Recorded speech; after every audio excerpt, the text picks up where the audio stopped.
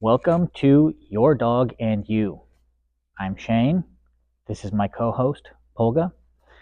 And today's topic is what your dog needs and what you want. When we are training our dogs, we have goals in mind of what we want to be doing. These can range from anything, from wanting to take our dog to the restaurant, the cafe, the brewery, to wanting to take them off leash in all these places.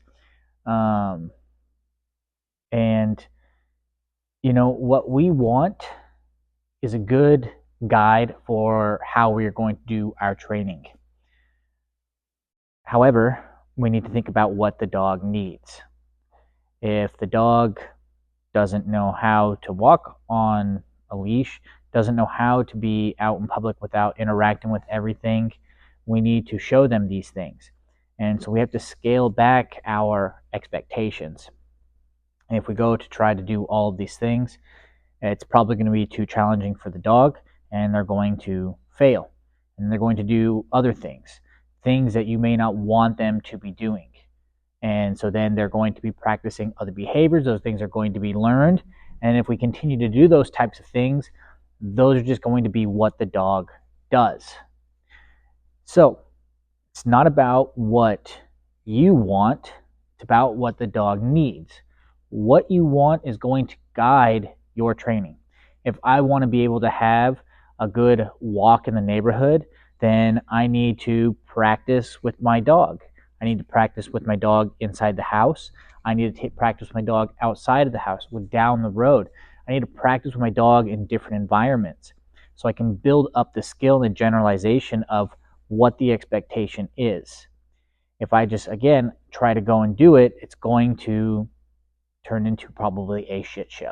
And so we want to avoid those types of moments, right? Just going to do what I want, because again, I'm going to have I'm going to set the dog up for failure. And so what does the dog need? I want us to walk in the neighborhood nicely. I want us to be able to go wherever and walk nicely. Then I need to teach the dog how to walk nicely. I need to build up the components of what that's going to consist of. And then I need to apply that outside. So when we go and practice outside, we're practicing what we were doing inside. And then we're going to go practice that in another environment. We're going to practice down the road at the park. And again, each time we move into these new areas, I'm going to probably have to scale down what my expectation is and then build back up. Just go back down, build back up, because the dog's going to be overwhelmed in new excitement. I got to bring their attention back to me, bring them back into doing what we were doing previously. And so as you go through training your dog, you need to remind yourself and to just look at your dog and be like, what do they need in this moment, right? You might have an idea, but that might be too much.